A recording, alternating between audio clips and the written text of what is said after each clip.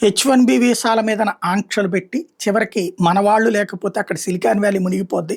అదే మునిగిపోతే అమెరికా పుట్టి మునిగిపోతుందని గ్రహించిన తర్వాతన కొన్ని షరతులు తీసేసినట్టుగా లేదా అసలు జీవోలు అది లేదన్నట్టుగా చెప్పుకొచ్చారు. అందులో భాగంగా ఆల్రెడీ H1B వీసా మీద వెళ్ళి ఉద్యోగాలు కోల్పోయిన వాళ్ళకి మళ్ళీ ఉద్యోగాలు పిలిచివ్వడం ద్వారా భారతీయులకు ఒకంత ప్రయోజనం చేకూరుతుంది. అదే సందర్భంలో ఇప్పటిదాకా ఉన్న వాళ్ళకి ఎలాంటి ప్రాబ్లం లేదు. వాళ్ళేమీ ఏడాదికి రెన్యువల్ ఫీజులు కట్టుకోనక్కర్లేదు. అట్లా కొత్తగా కూడా ఏడాది $1,00,000 ఫీజు అక్కర్లేదు. ఒకసారి కడితే సరిపోతుంది. అది కూడా కొన్ని సంస్థలకు మళ్ళీ ఎగ్జామ్షన్ ఇచ్చేశారు. ప్రముఖమైనటువంటి సంస్థలకి మైక్రోసాఫ్ట్‌లోను, గూగుల్‌లోను, తర్వాత ఫేస్‌బుక్‌లు ఇట్లాంటి వాళ్ళందరికి కూడా. తద్వారా ఆ రిస్ట్రిక్షన్స్ అని చెప్పింది. ఎందుకని అంటే అక్కడ మన వాళ్ళు లేకపోతే ఆ వ్యవస్థ కుప్పకూలిపోతుంది కాబట్టి.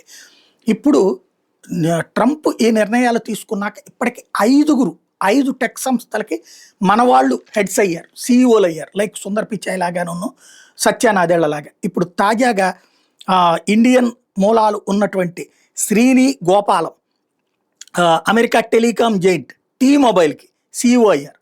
తద్వారా 5వ వ్యక్తి అయ్యారనమాట ఈ నెల రోజుల్లో.